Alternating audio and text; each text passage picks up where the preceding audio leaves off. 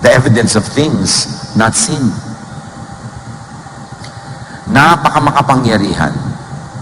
Parang mula sa physical world, papasok ka sa spiritual world where everything can be reordered and rearranged, and your entry point is faith, is thought, is prayer, is word. Napakamakapangyarihan ang salita.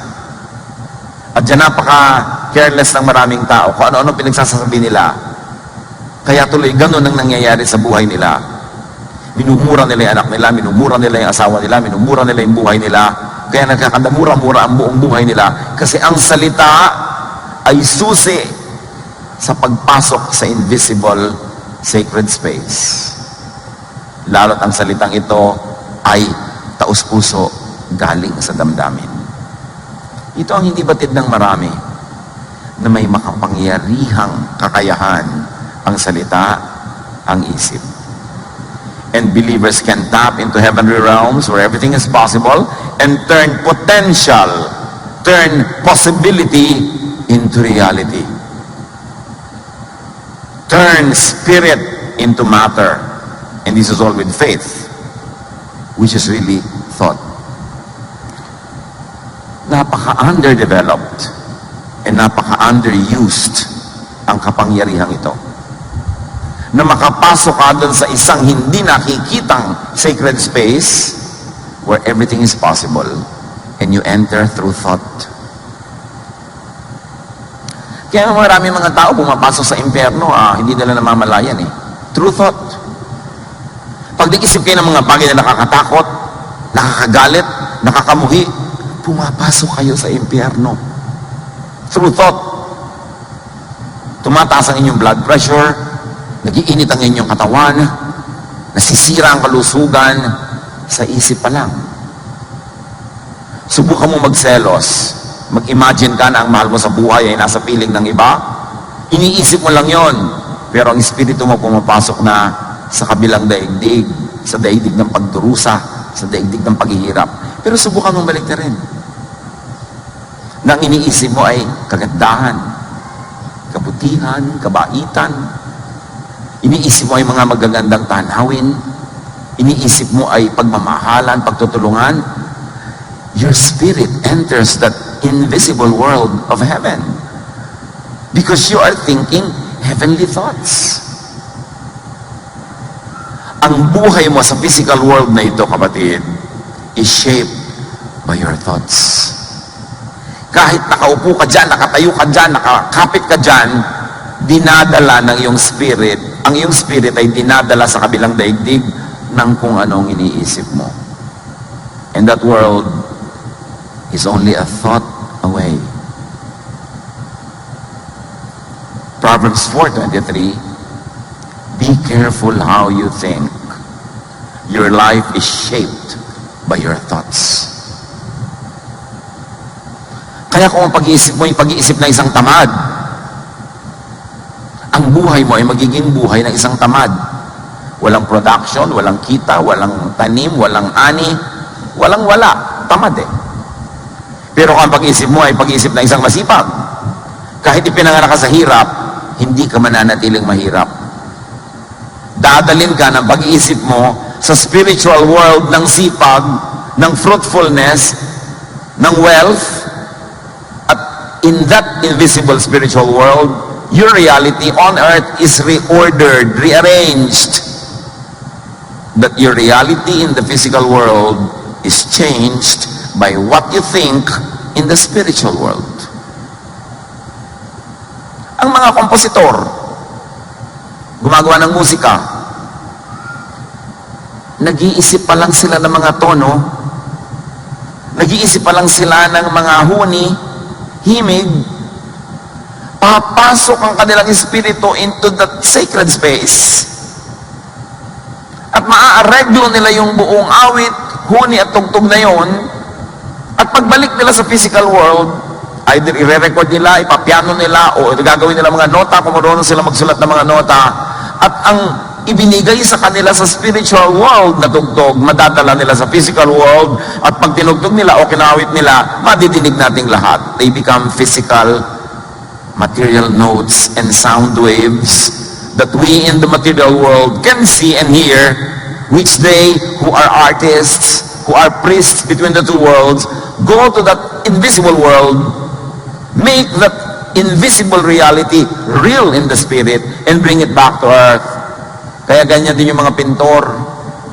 Titingin sila sa isang canvas na walang laman, pero papasok sila into that spiritual world of inspiration. And God is God of inspiration and creation. At mabubuo nila sa kanilang isip ang isang komposisyon na ipipinta nila, at dahil sa husay ng kanilang kamay ay ipipinta nila in the physical way para makita ng ating physical eyes, kasi tayong hindi mga pintor at artist, hindi natin makikita yung nakikita niya dahil nakikita niya lang yun sa spiritual world. Ang tunay na artist na dadala niya sa physical world, yung nakikita niya sa spiritual world at naipapakita sa ating mga ordinary mortals who are not as gifted. Ganun din ang mag-aaral ng mga hiwaga ng Diyos. May mga nag-aaral, may mga nakikita na magpatiwa-tiwari ka man dyan maghapon, di mo makita. Pero sa pupunta niya doon sa invisible sacred space, ipinakikita sa kanya ng Espiritu.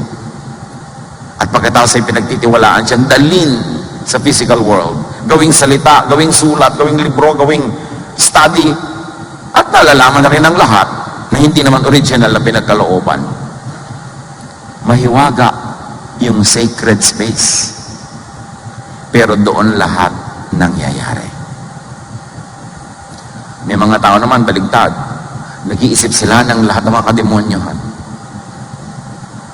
Pumapasok ang espiritu nila sa mga demonyo world. At yung mga nabubuo nilang masasamang balak, mga masasamang tangkain, dadalhin nila sa physical world, they will actualize it, they will do it, and they kill people, and they rape people, and they destroy. Because there's a very thin line between the spiritual world where everything happens and the physical world where we are limited. And through thought, through word, through faith, through prayer, we can enter that world and make things happen. Ibinigay ng Diyos sa mga anak niya na nilikha sa wangis niya ang kapangyarihang yon. Kaya sinabi, be careful how you think. Your life is shaped by your thoughts. Bakit ka ganyan ngayon? Walang ibang dapat sisihin o purihin o pasalamatan. Walang dapat na managot kundi ikaw lang. Kasi ang mundo mo nililikha ng paraan ng iyong pag-iisip. At ang iniisip mo, lagyan man yan ng religious label o hindi, yan ay prayer. And God answers prayer. On automatic. Hindi na ine-edit pa ng Diyos ang dalangin mo. Hindi sasabihin mo, ay, gandahan mo yung dalangin mo, baka pangit ang dumating sa'yo kasi pangit ang pinagpe-pray mo. Pag ipinag-pray mo, pinaniwalaan mo, automatically nagaganap.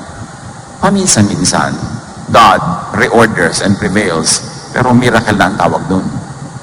But God has created nature to be on automatic. Hindi niya kailangan sumali sa bawat desisyon na gagawin ng nature. Bawat isang bato na malalaglag, hindi na kailangan Diyos pa ang magdesisyon. Predetermined na ang law of gravity.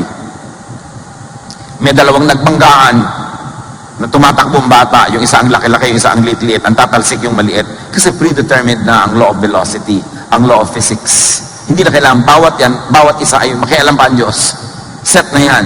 So anong pinag-iisip nyo, mga kapatid? Lagi nyo bang iniisip na, naku, magkakasakit na ako, matanda na ako, tataas ang presyon ko, dadami ang blood sugar ko, magkakaganito na ako, magkakaganon. Anong iniisip nyo? Ano mga pinag-uusapan nyo pa nakikita-kita kayo? Paligsahan kayo ng mga sakit. Ang mga asawang babae, paligsahan ng kalupitan ng kanilang mga husbands. Ano mga pinag-uusapan natin? Prayer yan. Basta lumabas sa bibig mo, kahit walang in Jesus' name, amen, prayer. Hindi pinipili ng langit kung prayer yan or not. Lahat prayer. Thought shapes reality. To change reality, change your thought. Paano ko po babaguhin ang buhay ko? Baguhin mo ang pag-iisip mo. Mababago yan. Wala yan sa kamay ng iba. Tingnan niyo ang mga bayan na api ng ibang mga lahi. Pag nag-isip silang palayain ang sarili nila, maghihimagsik sila, umaalma, at lumalaya. Kapag alipin ka ng iba, nagpapaalipin ka kasi. Kapag api ka, nagpapaapi ka kasi. Pag naapektuhan ka, nagpapaapekto ka kasi. Faith is thought, is prayer. And faith and prayer moves the hand of God. Di ba lagi natin sinasabi, prayer moves the hand of God? What does it mean? Prayer moves the energies of creation. Prayer moves mountains. And mountains can mean physical mountains or any other obstacle in life. Nung araw kasi yung mountain, obstacle yan eh. Pag nagbabiyahe ka, iikot ka pa ng malayo para hindi mo siya kailangang akyatin. It's an obstacle. Pero pag sa mountain, umalis ka dyan, tumabi ka, dadaan ako, sabi ni Jesus, susunod sa'yo. Literal ba yun? Napakagandang isipin. At pinatunayan ni Jesus ang sinasabi niya, mga literal. Binuhay niya yung patay. Pinalakan niya ang lumpo. Nakarinig ang pipe at bingi. Nakapagsalita ang pipe. Hindi talinghaga, hindi alamat. Totoo that you can make things happen in the physical world by first ordering them in the spiritual world. Faith and prayer can rearrange matter. It can rearrange the physical world. What is in the mind? Isipin nyo, ano ba laman ang utak nyo? Anong iniisip nyo lagi? Pera? Gusto ko magkapera, gusto ko maghanap buhay. What is in the mind finds its equivalent in the heavens. Join forces and combines with its kind, with its relatives, with its twins in creation, and then comes back to you, manifests in the physical world. Kaya kung anong pinag-iisip mo, madalas talaga yun ang nangyayari. Yung nag-iisip na gustong magkaroon ng magandang ganitong bahay, bigyan mo ng konting taon, matutupad yun. Kasi yun ang laman ng utak niya. Yung nag-iisip na gusto niya mag-abroad, magbiyahe, give him or her a few months, a few years, makikita mo, nagpo-post na yan na Facebook ng mga biyahe niya. Yung kasi iniisip niya eh. Bakit kayo nandito ngayon? Di ba kasi iniisip niyo? Yung mga nag-celebrate ng 25th anniversary ng kanilang kasal, ba't nagkaroon ng celebration? Inisip nila, magsi-celebrate sila eh. Bakit may mga pamilya nagbabiyahe together? Kasi inisip nila. Bakit may mga naghihiwalay na mag-asawa? Kasi inisip nila. Ang iniisip na tutupad. Kaya sabi, bantayan mo kung anong pinag-iisip mo. Eh, paso bakit po yung mga ibang iniisip ko hindi natutupad? Eh, baka naman wala sa isip mo yung iniisip mo. Mga guni-guni mo lang na iniisip mo. Akala mo lang. Katulad ng marami nagpe-pray. In Jesus' name, in Jesus' name, in Jesus' name. Pero yung pala, mukhang bibig lang yun. Hindi galing sa puso. Tandaan nyo, yung tunay na nakakapagpagalaw, yung galing sa puso. Yung totoo. Yung taos. Matthew 21 to 22, Jesus replied, I tell you, if you have faith and do not doubt, not only can you do what has been done to the fig tree, na sinabihan niya, sana huwag ka na mamunga uli at naluoy, but also, you can say to this mountain, go throw yourself into the sea, and it will be done. Naghahanap kasi si Jesus ng bunga doon sa isang puno, walang kabunga-bunga, sabi niya, nawa, hindi ka na mamunga pa muli. Kinabukasan, sabi ni Pedro, yun pong puno na sinabihan nyo, luoy na. Sabi niya, huwag ka ma-impress dyan, puno lang yan. Kung ikaw na nanalig, kahit yung bundok na malaki nakikita mo, pwede mo ring utusan. Matthew 21:22, if you believe, which really says if you think, you will receive whatever you ask for in prayer. Eh bakit po pray ako ng pray, hindi mangyari? Eh hindi ka naniniwala. Gusto mo lang papaniwalain ang sarili mo kasi gusto mo yung outcome, gusto mo matanggap. Pero ang totoo, hindi ka naniniwala. Kaya hindi nangyayari. Kasi kung naniniwala ka, sabi ni Jesus, mangyayari. Ang pinakamalaking disiplina na dapat gawin ng isang mananampalataya, disiplinahin ang pag-iisip. Kung may tinitirhan ng Espiritu ng Diyos sa bahagi ng ating katawan, yun ay ang ating utak at ang ating puso. Binabantayan natin kung ano ating niloloob. Kasi ating niloloob ay lalabas, mangyayari sa labas. Prayer is not only your formal or formula words. Prayer is what you think. What you believe in, what you say, and do. Kaya pag sabi mo, itong anak ko na to, malayo mararating ito, may kinabukasan ito, prayer yon. Pero pag sabi mo, ako, ito wala itong pag-asa, tingnan mo lang, walang mangyayari dito, prayer yon. Sumpa yon. Prayer is what is most intense, heartfelt, numerous, and consistent of your thoughts, of your words, and your body language. So pag sinuri ninyo, bilangin nyo, ilang beses yung sinabi ang ganitong salita sa isang araw. Ilang beses yung inisip ang ganitong isipin. Ilang beses kayong umate sa inyong katawan na hindi ka naniniwala o umaasa ka. Body language. Prayer lahat yan. Hindi kailangan nakaganito ka para ka mag-pray. Ang ginagawa mo, nagpe-pray ka. Halimbawa, nagbubungkal ka ng lupa, tinatanim mo, dinidiligan mo. Ang totoo, nagdarasal ka. Nagdarasal kang lumaki at mamunga o mamulaklak yung tanim mo. Pero may halaman, tuyong-tuyo, tinatamad ka magdilig. Dasal yung ginagawa mo. Nagdadasal kang mamatay yung halaman. Hindi kailangan maging salitang Jesus in Jesus' name para maging dasal. Yun ang pinakakadiin-diin ko mga kapatid. Kasi gano'n ang karaming dasal ang sinabi nyo in Jesus' name, hindi naman natupad.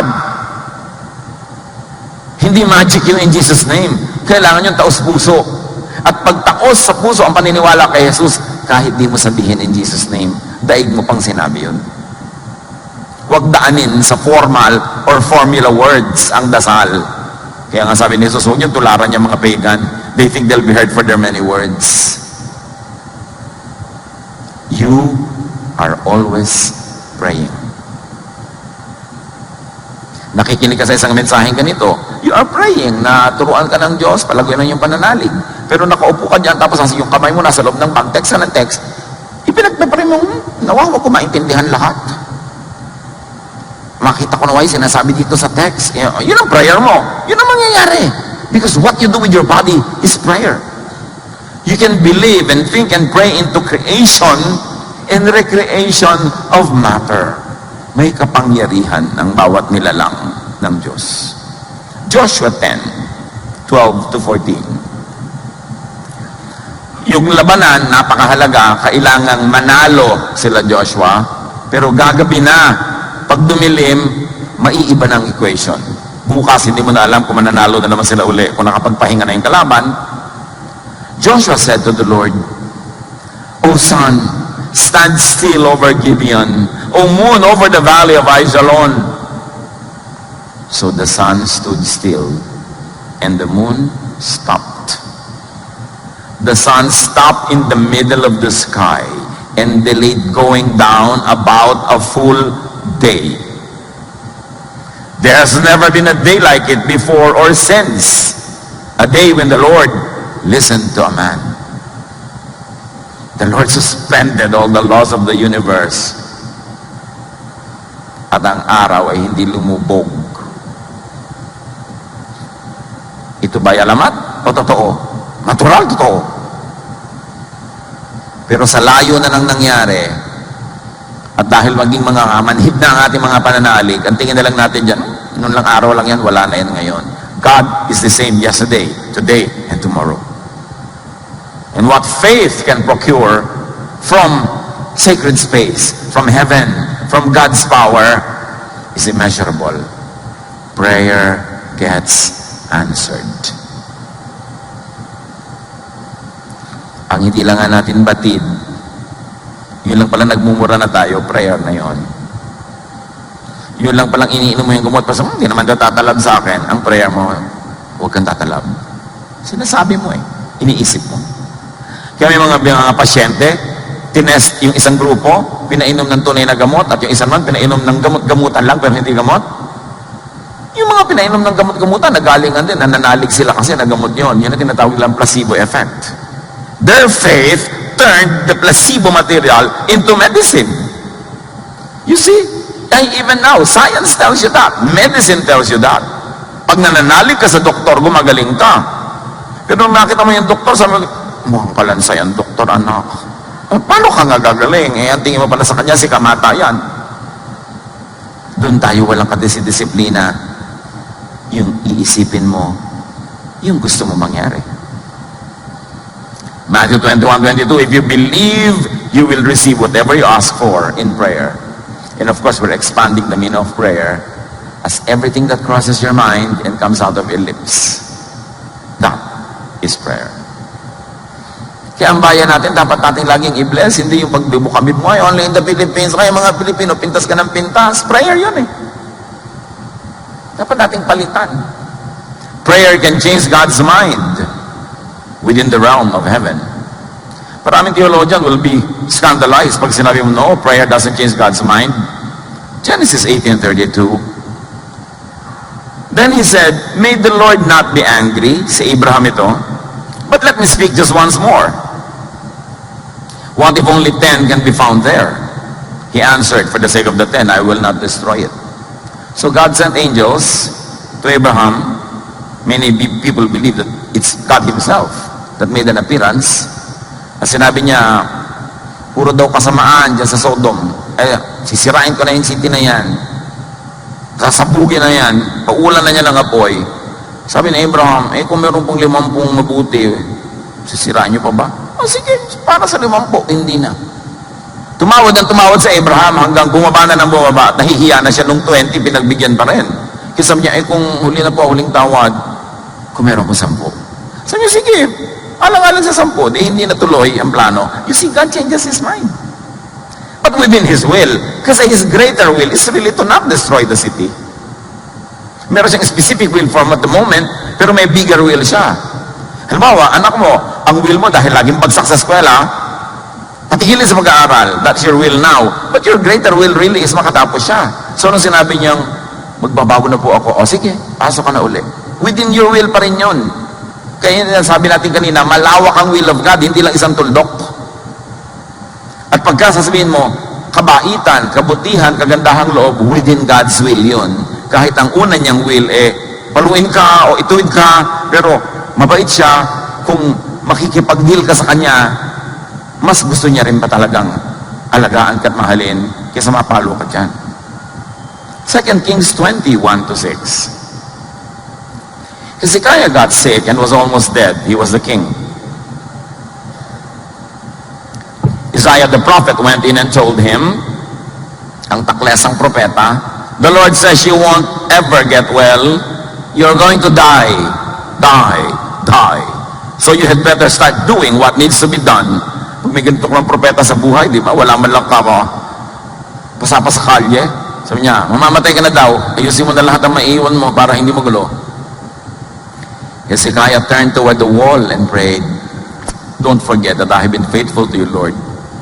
I have obeyed you with all my heart, and I do whatever you say is right. After this, he cried bitterly. Ayaw pa talaga mamatay. So, si Isaiah naman, nasabi na niya yung message niya, papaalis na siya ng palasyo.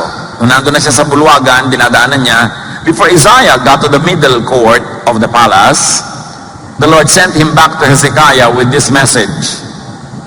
Hezekiah, I have heard you pray, and I saw you cry. I will heal you, so that 3 days from now, you will be able to worship in my temple. I will let you live 15 years more. God changed his mind. Dahil may nagdasal. God's plan pa rin yun. Kasi talaga namang gusto ng Diyos, maayos at pagbigyan ng mga tao. So, hindi naman niya ikapapahamak na pagbigyan ka. So, why not try? Yung mga hihingi lang sa Diyos, Diyos ko, bigyan niyo po kami ng ganito. Damihan mo na. Ano naman ang malay mo? Ibigay. God's will pa rin. Because what we know about God is very good and very kind and very generous. Now, even Jesus adjusts his so-called time in answer to Mary's prayer about the wine. May isang handaan na ubos ang alak, nakita ni Mary, kamag-anak siguro nila yung lalaki nung kasala na yon, responsible sila na ituloy ang handaan, lumapit si Mary kay Jesus, obviously asking for something great to be done. Sabi niya, wala nang alak, anak. John 2:4-5 and 7-9. Dear woman, sabi ni Jesus kay Mary, why do you involve me? My time has not yet come. Akala nyo ba nakilig si Mary sa sabi ni Jesus that my time is not yet come? Not to be daunted and discouraged, tinawag niya yung mga katulong. His mother said to the servants, do whatever he tells you. May gagawin yan. Kung anong iutos sa inyo, no matter how absurd, do it. Jesus said to the servants, fill the jars with water. So they filled them to the brim. Hindi naman dapat lagyan yun ng tubig kasi ginagamit yun sa isang ceremonial washing. And they were not gathered that day for a ceremony. They were gathered for a celebration. So absurd yung request. Pero sabi na ni Mary, inunahan na niya ano ipagawa sa inyo, gawin nyo. Then he told them, now draw some out and take it to the master of the banquet. They did so. And the master of the banquet tasted the water that had been turned into wine. Ano sinasabi ni Jesus na may hour has not yet come? Sabi ni Mary, gawin niyo ang iutos sa inyo. Jesus time pa rin yun. Because the time of Jesus is a time to be good. And so the meaning of his time was extended. The request of Mary was accommodated. You and I can request for other people. We can intercede for people. Hindi lang si Mary. Huwag laging Mary, pray for us. Mag-pray ka para sa sarili mo. Huwag mo siya papagurin. Diba? Ipag-pray ko po si ganon. Di ikaw na mag-pray. Kasi lahat tayo, binigyan ng Diyos ang karapatang mag-intercede one for another. Try and believe. There's no harm in trying. Kaya sabi niya, my hour has not yet come. Sabi ni Mary, may ipapagawa siya, sundin niyo. It happened. Bakit nangyari yung first miracle of Jesus? Kasi inimagine ni Mary, nadadami pa ang alak, tuloy pa ang party, masaya pa yung mga kamag-anak at mga taong yon. Yun ang nangyari. Because that was what is on her mind. It came out of her lips. It reached sacred space in the ears of Jesus, and the desire, the prayer of Mary in her heart became reality. Naging tunay na alak na naiinom. Yun yung sinasabi natin, nahuhugot mo mula doon sa kabilang daigdig, dinadala mo sa physical world, at ang pananampalataya ang humuhugot at humuhubog doon. Life pulsates in cycles. Lahat cycle. Kita niya tayo, inhale, exhale. Pag tinignan mo sa microscope ang mga living things, para silang titibok-tibok. Lahat kakalaw-galaw, titibok-tibok. And even science tells us that even we are light pulsating. Kaya may mga tao nakakakita ng light mo, nakikita yung aura mo eh. Titibok-tibok ka na ganoon. And the heavenly realm, in that sacred space, creation is in motion. And because it is in motion, it can be rearranged. It can be reconstituted in spirit, by the Spirit. Nakapagpatingin na po ako sa isang bone setter, isang nag-aayos sa mga pilay-pilay, mga kuno-ano. Hindi ka lang niya hinihilot, gagalaw-galaw ka. Halimbawa, papagalaw-galawin ka niya, at sa gitna ng galaw mo, doon niya imamanipulate yung joint mo while you are moving. Because in between points and in between positions, there is a great possibility to maneuver.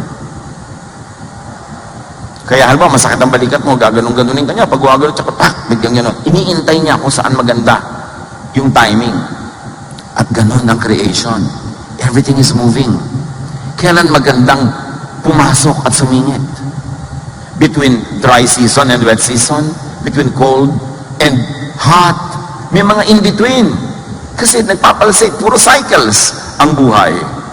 1 Kings 17:1,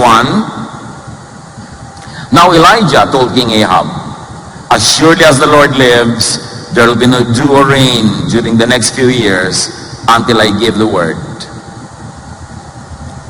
Sinabi ni Elijah, there will be no rain, hindi hahamog. Napakatagal na panahon hindi humamog. At nung sinabi na niyang uulan na, umulan na. 1 Kings 18:42-43 and 45.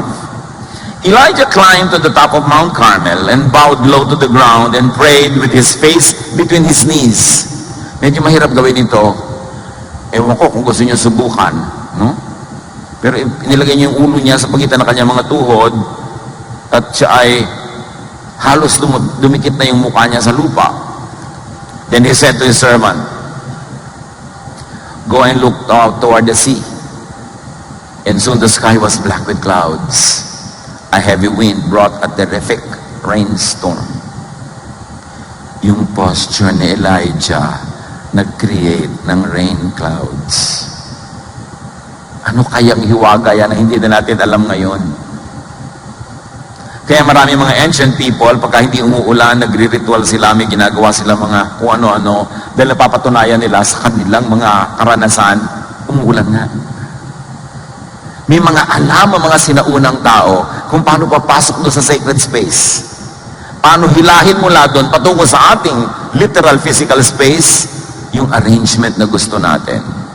So observe the reordering of creation.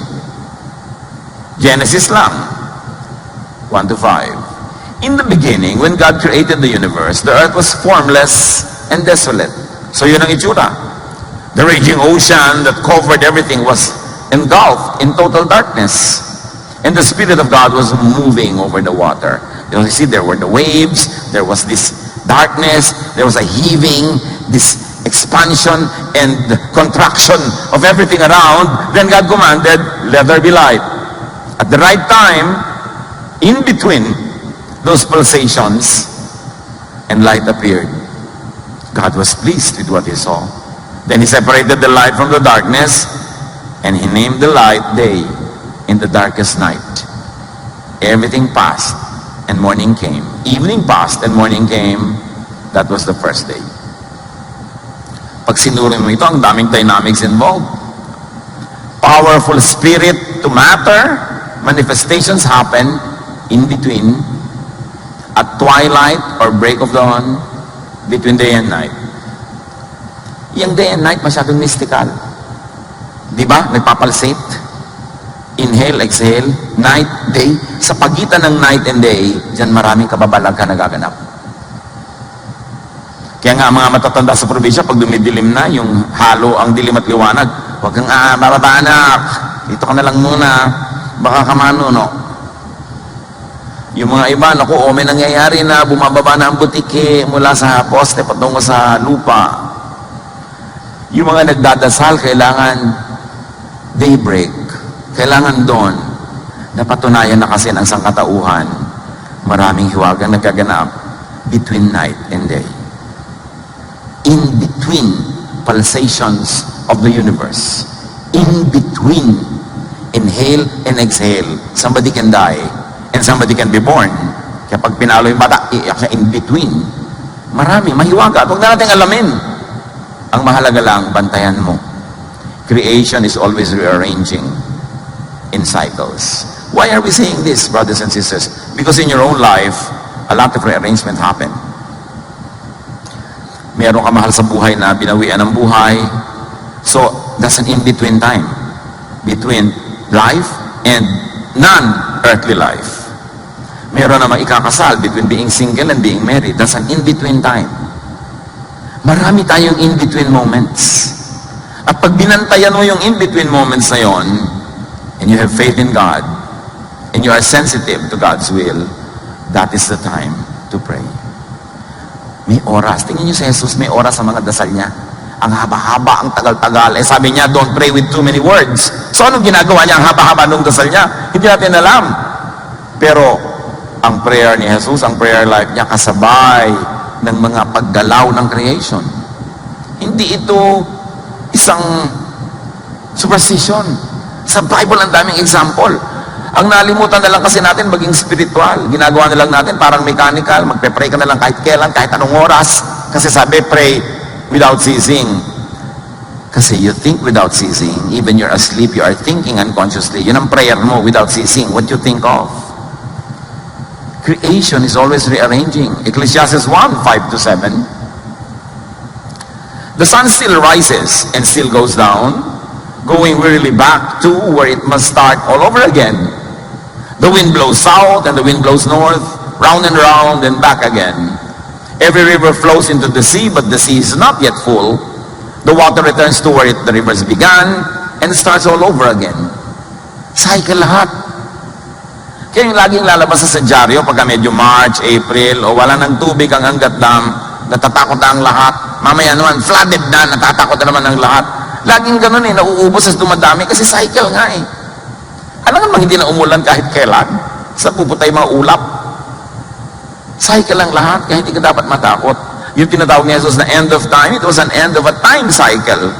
Perhaps a climate cycle, a political time, a political climate, a religious regime. The end of time doesn't mean the end of the planet. It's the end of a cycle. And at the end of every cycle, a new cycle begins. Kaya kung minsan parang may namatay sa buhay mo, mahal mo parang the end na ang lahat, pero pag nanalig ka at binuhay mo ang iyong loob, a new life actually begins. Kasi wala naman talagang end. You know why there's no end? Because God is the beginning and the end. He's the Alpha and the Omega. Every Omega, there's an Alpha that happens. Every ending gives space to a new beginning. Cycle lang lahat. Kaya pag namatay ang physical body mo, magsisimulang mabuhay ng namamayag pagkat namumulaklak ang yung spiritual life. Something ended, a new begins. A new thing begins. Pag naintindihan natin lahat yan, mawala yung mga fear. Yung mga needless apprehensions. At magkakaroon tayo ng very powerful prayer life. Because in between cycles, at the end of each time cycle, are great openings for change. Kaya yung mga cycle na halimbawa, bata naging binatilyo, one cycle ended, another begins. Pag tama ang pasok mo sa pagkabinatilyo mo, ang ayos ng pagbibinata mo. Pag mali ang pasok mo, ang gulo-gulo ng iyong pagbibinata. Pagpapasok ka sa isang married life, na ang tama ang pasok mo, ang ayos-ayos ang iyong married life.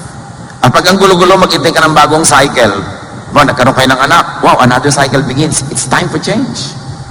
Bigla kayo nagkapera, yumaman kayo, another cycle can begin. Dapat maganda ang pag-handle mo niyan para maganda ang maganap. Laging may pagbabago. May chance na magbago. These movements in creation presents potentials of and opening for reordering the order, for rearrangements, for recreation. There, God creates, we recreate. We rearrange. So watch for seasons. Watch for end of seasons. Kita nyo, mga end of season sale lang nga, di ba? Magkakaroon ng sale kasi tapos ang Pasko. So may bago na namang cycle magbibigin. Doon maganda mamili. In between. Hindi yung lahat na bimili, ang sikip-sikip, pila-pila, ang mahal-mahal. Pasko kasi, December 26, 50% lahat. A new cycle begins. Kung matalino ka, dapat nakikita mo na yung cycle na yon. Huwag kang bibili ng mga before Christmas, ang mahal lahat at tagal pa magbayad, pila. December 26, sale. Tapos yung matitira pa, January 6, super sale. Tataas uli yan kasi magpe-February 14 na. Diba? A new cycle will begin. A new cycle of shopping. Kaya kailangan, nando ka sa gitna, marunong kang tumempo. Siyempre, pagkatapos na naman ng Valentine's Day, kung ano-ano ini-invento ng mga restaurant at mga tindahan para magkaroon ng bentahan, Mother's Day, Father's Day, Grandmother's Day, Cousin's Day, di ba, mga classmate day, high school day, para another cycle of shopping and eating happens.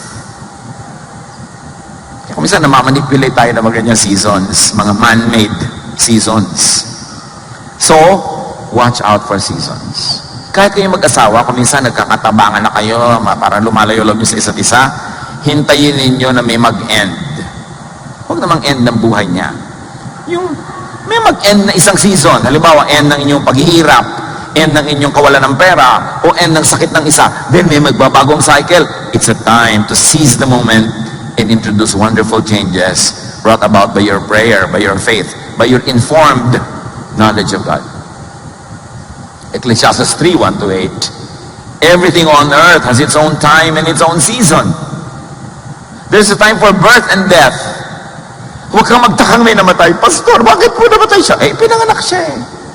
Natural mamamatay siya. Bakit po ngayon? Kailan kahapon? Kailan? Bukas? Ganun din yun. Kahit next year, ayaw mo pa rin. Tanggapin. Hagi yun ang buhay.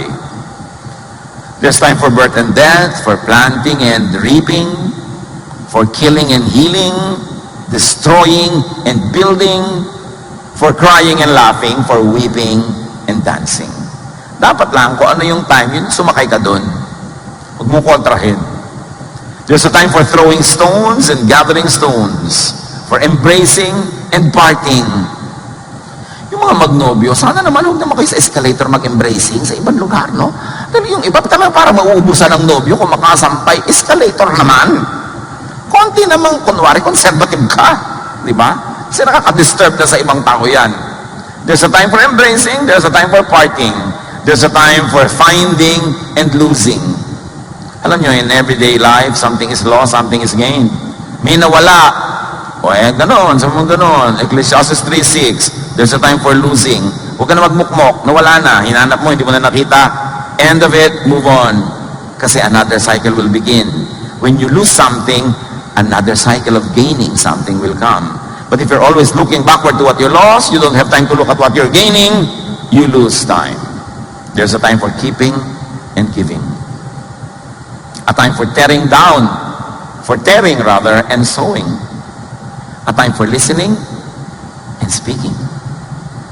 There's also a time for love and hate, for war and peace. Walang surprise sa mundo. Lahat yan mangyayari in a lifetime. Cycles lahat. Huwag kang makipagtunggali sa mga nakatakda. Sakay ka lang. Do the best out of whatever is happening in your life right now. And there's really no end. The end is only a pause for yet another beginning. The end of a dream is not the end of the world. The end of a career is not the end of your life. The end of a romance is not the end of your well-being. Walang end. Everything continues to recycle.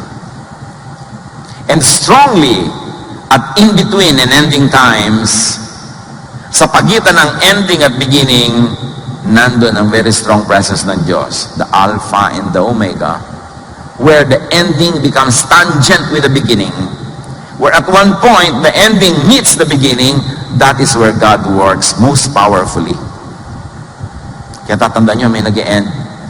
Nag-retreat ka, nare-realize mo yung mga kamalian. That's the end of that ignorance. God is so strongly present because there's a new beginning that will happen.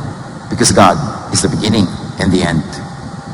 Even the arrangement, kung gusto mong gawing geometric arrangement yung mga verses na ito, makikita mo where it is most powerful to introduce changes in your life. Revelation 21:6, I am the Alpha and the Omega, the beginning and the end. Jeremiah 29:11, God says, for I know the plans I have for you. Plans to prosper you and not to harm you. Plans to give you hope and a future. So sa Diyos ka kumapit, hindi sa tao, hindi sa pera, hindi sa career, hindi sa anything. Kasi pag sa Diyos ka nakakapit, dumating at umalis lahat ng mga yon, nakakapit ka kay Alpha and Omega, you are secure. Yung kaligayahan mo, make it co-existent with the presence of God, not with the presence of just people, because you will come and go. Not with the presence of material things or success, because success can sometimes become like failure. At hindi ka dapat up and down, kung saan ka dali ng alon, steady ka lang, because you are standing on the rock. The solid foundation of our faith, the love of the Father, revealed in Jesus. It's time to operationalize religion and faith into something that brings you a steady emotion, stability, kindness, goodness, faith. And no matter what the end seems to say, it's always just the beginning of a new cycle. Huwag sobrang lumingon sa natapos na. Huwag sobrang tumingala sa malayo pa ang atupagin yung narito ngayon, here and now, because here and now is the only thing you have. Now is the only time you have. Yesterday is gone, tomorrow is not yet here. You have now. Don't waste now. John 12:24, a grain of wheat that falls on the ground will never be more than one grain unless it dies. But if it dies, it will produce lots of wheat. So ipinapakita ni Jesus, huwag kang sobrang malungkot pag may namamatay, kasi ang pagkamatay ng isang bagay, isang nilalang, ay pagsimula ng isang bagong buhay in many other forms. Apply it in daily life, because many people that we love, many things, many animals and plants that we love can die any moment. We grieve, we are sad, but we are never hopeless because an ending ushers in a new beginning. Just open your eyes and believe. Modify, rearrange, change, recreate your reality, your physical world with faith. Kahit sa health, mga sakit, mga disabilities, manalig sa ibig mangyari at manalig para mangyari. Remember, faith is prayer and prayer gets answered. Change reality with thought. Isipin ang ibig mangyari. Huwag niyong isipin yung ayaw niyo mangyari. Bakit niyo papatagalin sa loob ng iyong isip, sa inyong guni-guni ang ayaw niyo? Yun ang nagiging prayer niyo. Huwag mong iniisip na, naku, ang asawa ko mamamatay, maghihirap ako, ganito. Yun ang laman ng utak mo, palitan mo yun. Isipin mo ang ibig mong mangyari, hindi yung ayaw mo mangyari.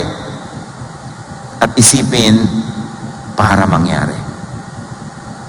Because by now, we have already established beyond doubt na pag iniisip mo nangyayari.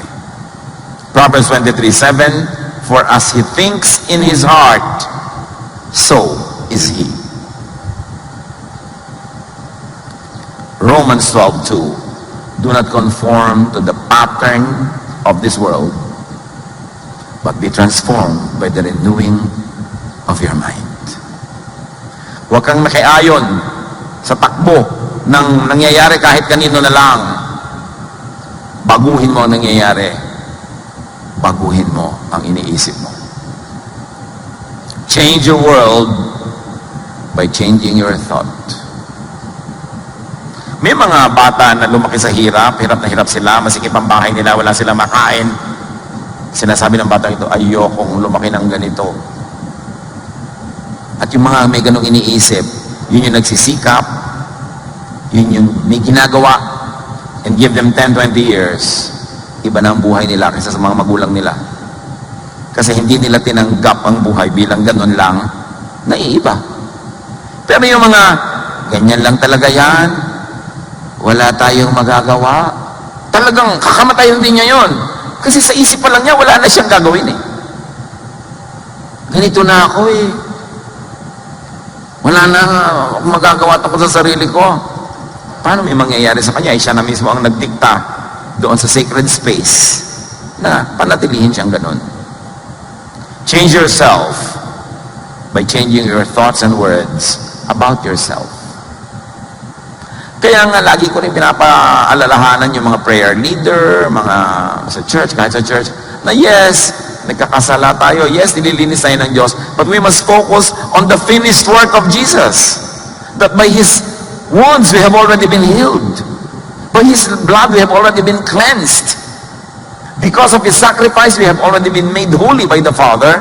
Tapos tinagdadasal ka, Diyos ko, ang dumi-dumi ko po, di po ako dapat magdasal. Eh, ba't nagdadasal ka pa? Di ka pala dapat dyan. Diba? Wala po ako, marumi po ako, isa po ako ganito. Nung araw yun, bago si Jesus namatay para sa'yo, binabaliwala mo naman ang kamatayan ni Jesus. Ang paglilinis sa'yo, wala laman ng utak mo, kundi nagkasala ka, marumi ka, kulang ka. Well, it is happening in your reality, only in your earthly reality. In sacred space, in heaven, it is not happening because Jesus already made you clean. God looks at you as a holy person because you were cleansed by the blood of Jesus. So when you stand to pray, thank God, thank you Lord that I have been cleansed. Hindi na yung dumi-dumi ko po, alam ko na yan. Diba? Hindi mo naman po ako dapat magdasal. Eh, ba't nagdadasal ka pa?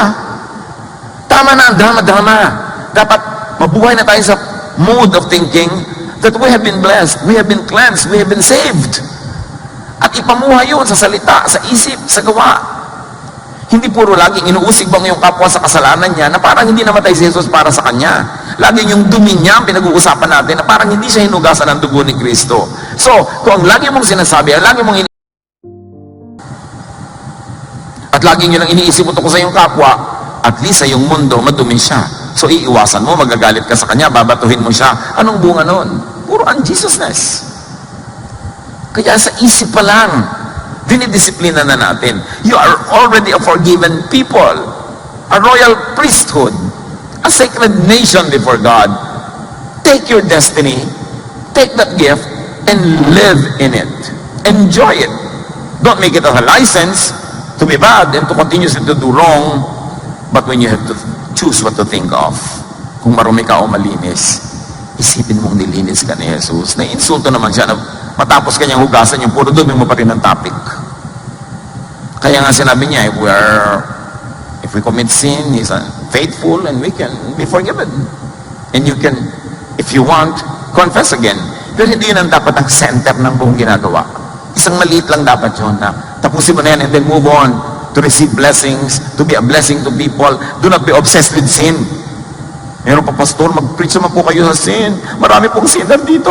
Mag-preach po kayo sa sin. Of course, kaya nga namatay si Jesus eh. The rising of Jesus from the dead is the greatest preaching against sin that has already been paid for.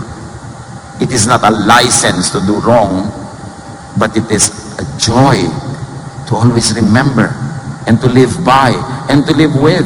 That is what it means to be a Jesus believer. Romans 8, 5-6. Those who live according to the flesh have their mind set on what the flesh desires. In other words, thought on the flesh means life in the flesh. But those who live in accordance with the Spirit have their mind set on what the Spirit desires. In other words, thought on the Spirit leads to a life in the Spirit. The mind governed by the flesh is death, but the mind governed by the Spirit is life and peace. In other words, life or death depends on what governs your thought. Sisigla ka o tatamlay, mabubuhay ka o mamamatay, sasaya ka o lulungkot, kung ano ang pinipiliin mong isipin. So recreate your reality with prayer. And we can include yung formal prayer. Pero hindi natin masyado lagi na-emphasize yung formal prayer because everything you do nga is prayer. Pero yung formal prayer, manalangin para sa ibig mangyari at manalangin para mangyari. Philippians 4:6, do not be anxious about anything, but in every situation, by prayer and petition, with thanksgiving, present your request to God. Kita nyo may thanksgiving na? Kasi tinatanggap nyo na ibinigay na. Huwag yung Lord, tatanggap po ako ng pagpapala. Ang timing na ginawa mo, hindi pa nangyayari, tatanggap. So sasabihin sa'yo ng sacred space, sasabihin sa'yo ng heavenly realm, o sige, tatanggap. Nasa na po? Tatanggap.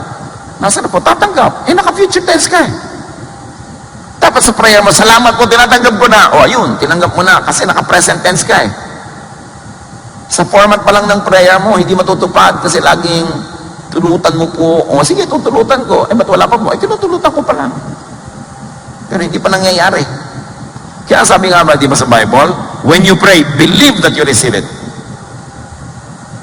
So do not pray for anything that you do not believe in. It will be a waste of time. But believe.